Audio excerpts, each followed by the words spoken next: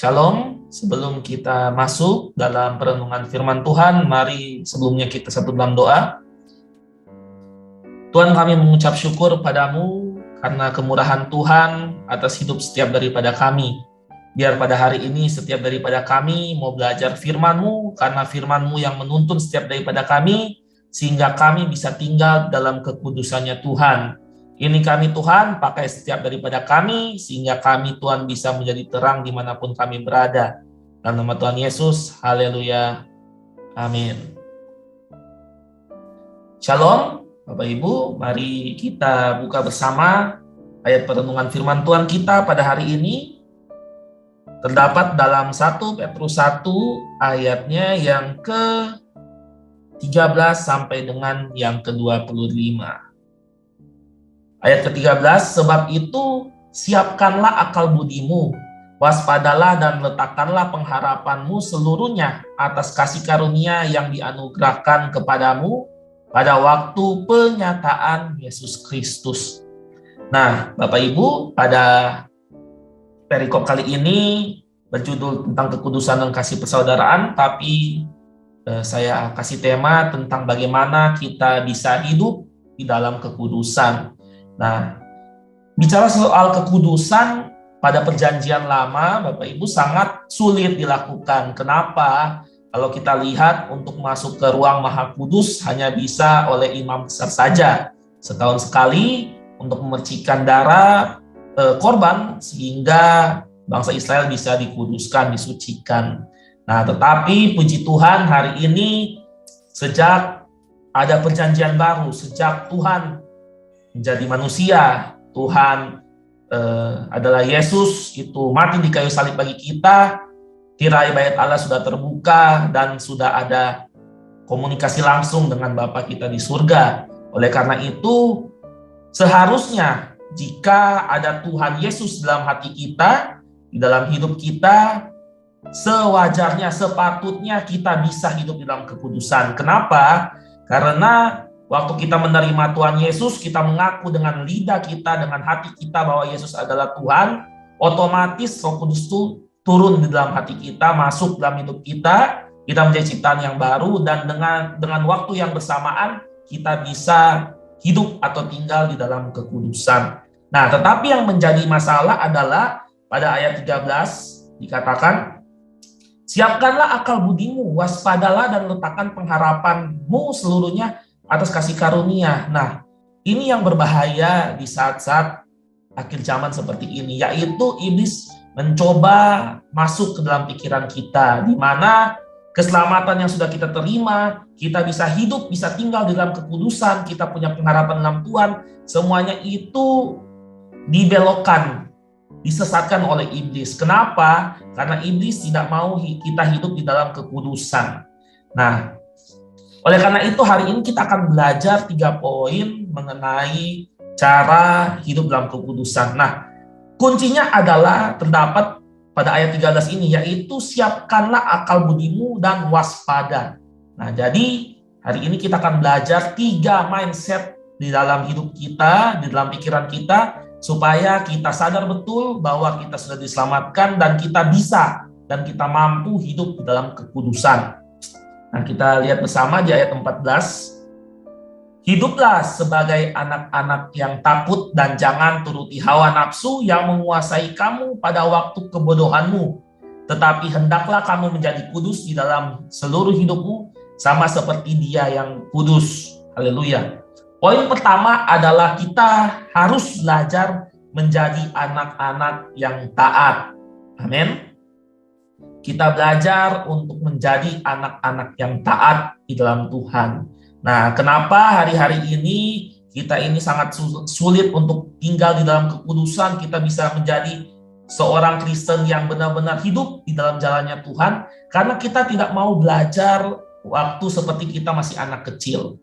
Anak kecil adalah seorang anak, seorang pribadi yang itu tidak punya gengsi, Bapak Ibu. Tidak punya satu ego di dalam dirinya. Nah, ada ayat firman Tuhan lain berkata, marilah setiap daripada kita itu saling mengaku dosa, supaya dosa kita diampuni. Nah, kebanyakan kita ini sudah Seiring bertumbuh, kita makin dewasa, ya kan, makin tambah umur, kita mulai egonya tinggi, mulai gengsinya tinggi. Kalau kita salah kepada sesama, kita tidak mau mengaku, kita tidak mau bertobat. Kita tidak mau mengaku dosa kita kepada Tuhan. Oleh karena itu, bagaimana Tuhan bisa memulihkan kita lagi? Tuhan bisa menyucikan kita lagi. Nah, oleh karena itu, Bapak Ibu, mari setiap daripada kita ini belajar untuk punya sifat bukan kanak-kanak atau punya sifat seperti anak kecil, bukan, tetapi punya ketulusan.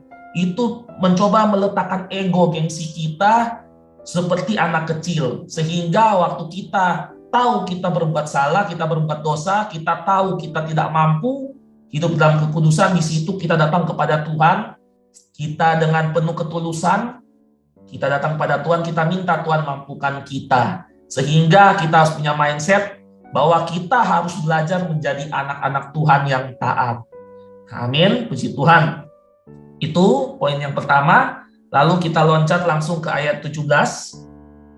Nah, fakta yang menarik itu waktu anak kecil mau datang kepada Tuhan, itu dilarang-larang oleh para murid, Bapak Ibu.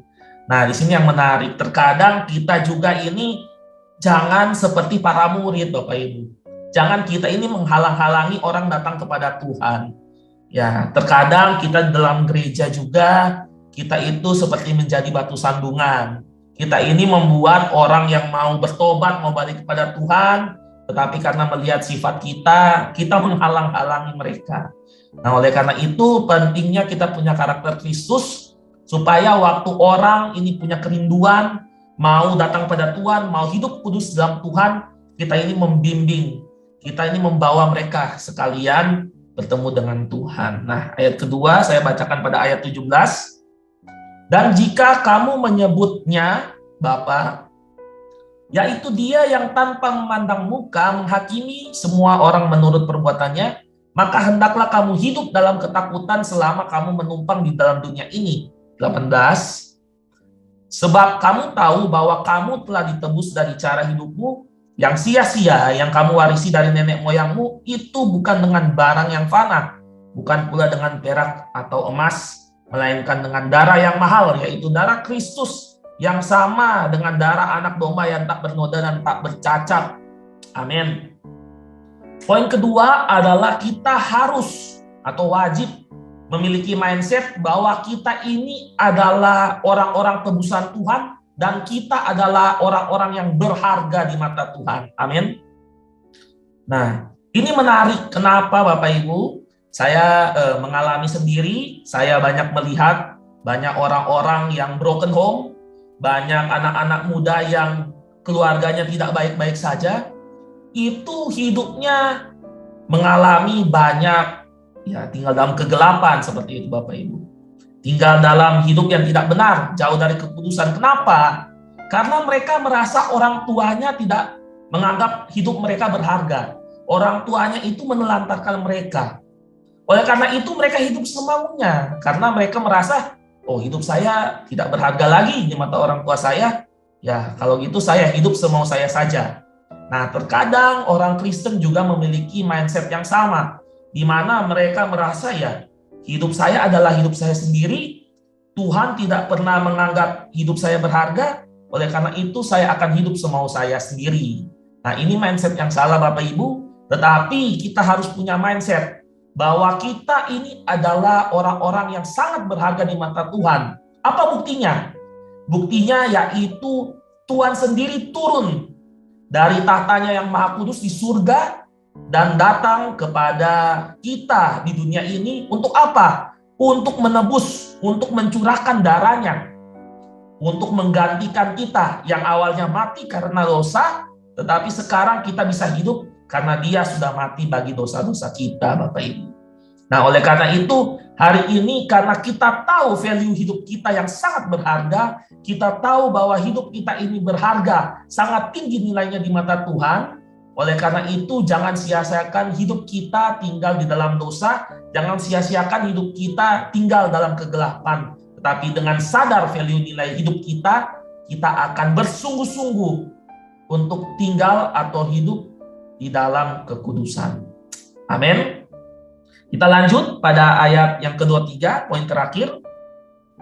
Karena kamu telah dilahirkan kembali, bukan dari benih yang fana, tetapi dari benih yang tidak fana, oleh firman Allah yang hidup dan yang kekal. Amin. Poin ketiga berbicara soal bahwa kita sudah dilahirkan kembali. Oleh karena itu kita harus punya mindset bahwa hidup kita yang sekarang sudah berbeda dengan hidup kita yang lalu. Amin. Hidup kita yang sekarang sudah tidak sama lagi dengan hidup kita yang lama. Tubuh tetap sama, tetapi pikiran, roh kita sudah diperbaharui oleh Tuhan. Nah, oleh karena itu, kita kadang dibelokkan oleh iblis, dibilang bahwa hidup kita masih sama, kita didakwa, oh kamu masih pribadi yang lama, kamu masih pribadi yang sama. Tetapi saya yakin Bapak Ibu, kalau kita tinggal di dalam Tuhan, kita pegang firman Tuhan sungguh-sungguh, kita andalkan Roh Kudus yang membimbing hidup kita, saya percaya bahwa kita bisa hidup di dalam kehidupan kita yang baru bersama dengan Tuhan, dan kita tidak lagi akan disesatkan oleh iblis lewat jalan pikiran kita. Ya, ini 3 poin yang bisa saya share hari ini. Oleh karena itu, mari semua kita satu dalam doa. Mari kita satu dalam doa. Tuhan, terima kasih Tuhan atas penyertaan Tuhan dalam hidup kami, sehingga kami bisa mendengarkan firman-Mu, bisa dituntun Tuhan oleh firman Tuhan. Biar Tuhan setiap firman-Mu membawa kami tinggal Tuhan di dalam kekudusan-Mu Tuhan, sehingga firman Tuhan ini bisa menjaga kami, sehingga di dalam dunia pun kami bisa tinggal di dalam kekudusan. Ini kami Tuhan, dalam nama Tuhan Yesus, haleluya. Amin.